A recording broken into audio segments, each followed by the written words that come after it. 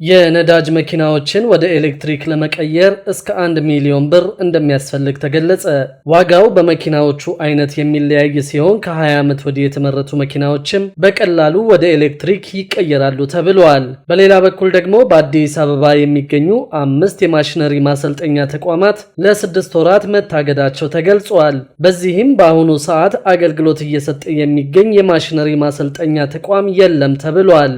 ሰላም ቤተሰቦቻችን፣ መረጃዎቹን የት ሀገርና የት ከተማ ሆናችሁ እየተከታተላችሁ እንደምትገኙ በሐሳብ መስጫው ላይ ጻፉልን። ከኤሌክትሪክ መኪና ጋር በተያያዘ ያላችሁንም ሐሳብ አካፍሉን። አሁን ዝርዝር መረጃዎቹን አንድ በአንድ ወደ እናንተ እናደርሳለን። እስከ መጨረሻው አብራችሁን ቆዩ።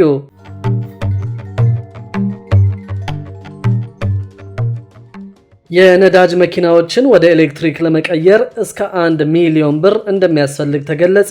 ዋጋው በመኪናዎቹ አይነት የሚለያይ ሲሆን ከ20 ዓመት ወዲህ የተመረቱ መኪናዎችም በቀላሉ ወደ ኤሌክትሪክ ይቀየራሉ ተብሏል። በዚህ ስራ ላይ ለመሰማራት እንቅስቃሴ ከጀመሩ ኩባንያዎች አንደኛው ዩኒቨርሳል ኢንጂነሪንግ ኤንድ ትሬዲንግ ካምፓኒ መሆኑ ታውቋል። ኩባንያው ለ30 ዓመታት በአውቶሞቲቭ ኢንዱስትሪ ውስጥ በሰሩት በአቶ እሸቱ መኮንን እንደሚመራ ይፋ ተደርጓል። አቶ እሸቱ ከመርሴዲስ ቤንዝ ኩባንያ ጋር በጀርመን በቻይና እና በአሜሪካ የሰሩ ሲሆን አሁን መቀመጫቸውን ጀርመን አድርገው በኢትዮጵያ የአረንጓዴ ልማት መሰማራታቸውን አስታውቀዋል። እንደ አቶ እሸቱ ገለጻ ከሆነ ኢትዮጵያ ከአካባቢ ጥበቃ ጎን ለጎን በኤሌክትሪክ መኪናዎች ላይ ትኩረት በማድረግ የካርቦን ልቀትን ለመቆጣጠር መስራት አለባት ብለዋል። አብዛኛዎቹ በሀገሪቱ ያሉት መኪናዎች አሮጌ መሆናቸውን ከግምት በማስገባት ያላቸውን ሙያ ተጠቅመው በሙያው ለመስራት ወስነው ወደ ስራ መግባታቸውን አስታውቀዋል። የአቶ እሸቱ ኩባንያ ይህንን ከግምት በማስገባትም ከ40 ዓመት ገደማ በፊት የተሰራች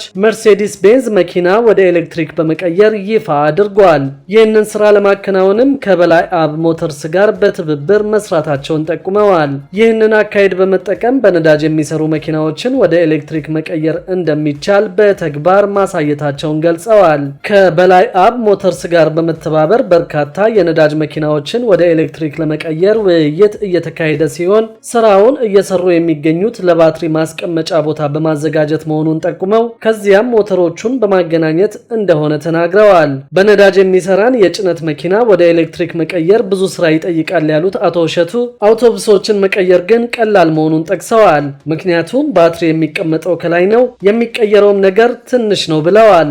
አስቸጋሪ ቢሆኑም የቆዩና ረዘም ያለ ዕድሜ ያላቸው ትናንሽ መኪናዎችንም መቀየር እንደሚቻል በተግባር ማሳየታቸውን ጠቁመው ነገር ግን እድሜያቸው ከ20 ዓመት ወዲህ የሆኑ መኪኖችን በቀላሉ ወደ ኤሌክትሪክ መቀየር እንደሚቻል ገልጸዋል። የባትሪ ዋጋ እንደ ሰው ፍላጎት የሚለያይ ሲሆን ወጪውም እንደ ሰዎች ፍላጎትና እንደሚመረጠው የባትሪ አይነት ይለያያል ብለዋል። የመኪናውም አቅም ወሳኝ ከመሆኑም ባለፈ ትልቅ ባትሪ ስትገጥም 6000 ዩሮ እና 7000 ዩሮ ድረስ ዋጋ እንደሚወጣለት ጠቁመዋል። ልክ እንደ BYD ያሉ ተሽከርካሪዎች የሚጠቀሙበትን ባትሪ ላስገባ ብትል የBYD መኪና ባትሪን ዋጋ ይጠይቃል ያሉት አቶ እሸቱ ለምሳሌ ቪትስን እንቀይር ቢባል ለቪትስ የሚያስፈልገው 140 እና 150 ቮልት በመሆኑ በቀን 200 ኪሎ ሜትር መሄድ እንዲችል ማድረግ እንደሚቻልም ጨምረው ጠቅሰዋል። ይህ ዋጋ አንድን የነዳጅ መኪና ወደ ኤሌክትሪክ ለመቀየር የሚያስፈልገው መሆኑን ጠቅሰው ነገር ግን 100 መኪኖችን በአንድ ጊዜ ይዘው በመምጣት ቢያስቀይሩ ዋጋው እስከ ግማሽ ሊወርድ የሚችልበት ሁኔታ ይኖራል ብለዋል።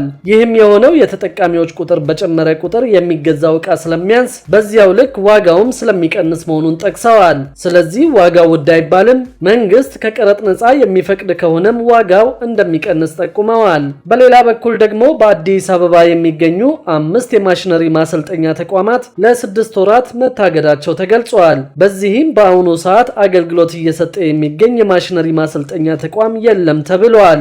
በአዲስ አበባ ከተማ አገልግሎት ሲሰጡ የነበሩ 5 የኮንስትራክሽን የእርሻና መሰል ማሽነሪ ማሰልጠኛ ተቋማት ላይ እግድ መጣሉን የአዲስ አበባ አሽከርካሪ ተሽከርካሪ ፈቃድና ቁጥጥር ባለስልጣን አስታውቀዋል። የባለስልጣን መስሪያ ቤቱ የአሽከርካሪ ዘርፍ ምክትል ስራ አስኪያጅ በድሉ ሌሊሳ ባለፉት 6 ዓመታት የማሰልጠኛ ተቋማት ላይ ምዘና ሳይካሄድ መቆየቱን ተናግረዋል። በተያዘው በጀት ዓመት ተቋሙ ባካሄደው የሪፎርም አቅጣጫ መሰረት ብቁ አሽከርካሪና ብቃቱ የተረጋገጠ ተሽከርካሪ ለማፍራት የተጠናከረ ክትትልና የቁጥጥር ስራ ስለመሰራቱ አንስተዋል። በዚህም ሂደት ውስጥ የሚታዩ ክፍተቶች ክፍተቶችን የማረምና እርምጃ የመውሰድ ስራዎች መተግበራቸውን ያነሱት ምክትል ዋና ስራ አስኪያጁ ከነዚህም መካከል በከተማዋ በሚገኙ 5 የማሽነሪ ማሰልጠኛ ተቋማት ላይ ፍተሻ መካሄዱን ገልጸዋል። በዚህም መሰረት 5ቱም ተቋማት መመሪያው ከሚያዘው አንጻር ማሽኖቻቸው አሰራራቸውንና አጠቃላይ የስልጠና አካሄዱ በሚፈተሽበት ጊዜ ከደረጃ በታች ሆኖ በመገኘቱ የ6 ወር እግድ እንደተጣለባቸው አስታውቀዋል።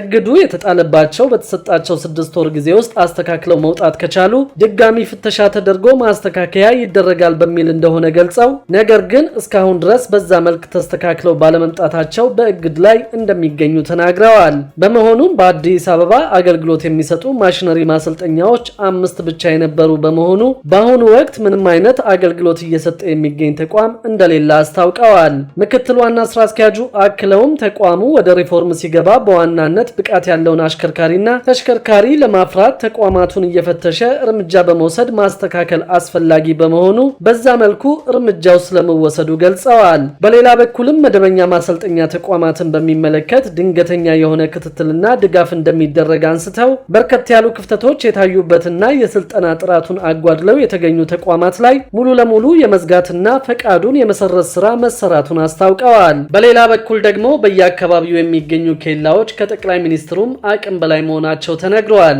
የፌዴራል መንግስት የማያውቃቸው ኬላዎች እንዲነሱ ጠቅላይ ሚኒስትሩ ጭምር በተደጋጋሚ ቢወስኑም እስካሁን ያልተነሱ በክልሎች የሚተዳደሩ 297 ኬላዎች መኖራቸው ተነግረዋል። ኬላዎቹ በተደጋጋሚ እንዲነሱ ቢወሰንም ክልሎች በየአካባቢው ኬላዎችን እየወጠሩ የንግድ ስርዓቱን እያወኩት ነው ተብሏል። ይህ የተነገረው የገቢዎች ሚኒስቴር ለሕዝብ ተወካዮች ምክር ቤት የ9 ወራት የስራ ክንውን ሪፖርቱን ባቀረበበት ወቅት ነው። በምክር ቤቱ የፕላን በጀትና ፋይናንስ ጉዳዮች ቋሚ ኮሚቴ በክልሎች እንዲነሱ የተወሰኑ ኬላዎች ባለመነሳታቸው በገቢና ወጪ ንግዶች ላይ እንዲሁም ደግሞ በሸቀጦች ነፃ ዝውውር ላይ አሉታዊ ጫና እያሳደሩ እንደሆነ ማረጋገጡን ተናግሮ ለምን ኬላዎች እንዳልተነሱ ጠይቀዋል። የጉምሩክ ኮሚሽን በበኩሉ ጠቅላይ ሚኒስትሩ የፌዴራል ፖሊስና ሌሎች የጸጥታ አካላት በተገኙበት በተደጋጋሚ አቅጣጫ ቢሰጡበትም ችግሩ ቀጥሏል ብለዋል። በፓርቲ ጉባኤዎች ላይና በሚኒስትሮች ምክር ቤት ጭምር በክልሎች ያሉ የፌዴራል መንግስት የማያውቃቸው ኬላዎች በአስቸኳይ እንዲነሱ መመሪያ ቢተላለፍም በቅርቡ የጸጥታ ችግር በሌለባቸው አካባቢዎች ላይ በተደረገ ጥናት 297 ኬላዎች መኖራቸውን አረጋግጠናል ሲሉ የጉምሩክ ኮሚሽን ኮሚሽነር አቶ ደበሌ ቃበታ ተናግረዋል። በህገወጥ ኬላዎች ምክንያት ዜጎች እየተንገላቱ መሆኑን የተናገሩት ኮሚሽነሩ የተከበረው ምክር ቤት እርዳታ እንሻለን ሲሉም ጠይቀዋል። ቀን ከሌሊት ዋጋ የሚከፍሉ የጸጥታ አካላት እንዳሉ የተናገሩት ኮሚሽነሩ በህግ ላይ የሚያምፁ የጸጥታ አካላት እንዳሉም ኮሚሽነሩ በምክር ቤት ቆይታቸው ጠቁመዋል። በሌላ በኩል በአዲስ አበባ ወንዞች ዳርቻ የሚመረቱ አትክልቶች የተመረዙ መሆናቸው ተነግረዋል። በአዲስ አበባ ለምግብነት የሚውሉ የተለያዩ አትክልቶች ከወንዞች ዳርቻና ከፋብሪካ በሚወጡ መርዛማ ኬሚካሎች የተመረዙ መሆናቸውን የአዲስ አበባ ከተማ አስተዳደር አካባቢ ጥበቃ ባለስልጣን አስታውቋል። ባለስልጣኑ ይህንን ያስታወቀው የ9 ወራት የቅንጅት ስራዎችን እቅድ አፈጻጸም ከባለድርሻ አካላት ጋር በገመገመበት ወቅት ነው። ከ16 ተቋማት ጋር ላለፉት 9 ወራት የተሰሩ ስራዎችና የታዩ ክፍተቶችን የሚያሳይ ሪፖርት የቀረበ ሲሆን በቀረበው ሪፖርት ላይ የተለያዩ አስተያየቶችም ተሰጠዋል። የአየር ብክለት በከተማዋ ከፍተኛ ስጋት መደቀኑን የተናገሩት የአዲስ አበባ ከተማ አስተዳደር የአካባቢ ጥበቃ ባለስልጣን ምክትል ስራ አስኪያጅ አቶ አሰግደው ወልደ ጊዮርጊስ ናቸው። አቶ አሰግደው እንደተናገሩት በአዲስ አበባ በወንዞች ዳርቻ የሚበቅሉ አትክልቶች በሙሉ የተመረዙ ናቸው ሲሉ ገልጸዋል።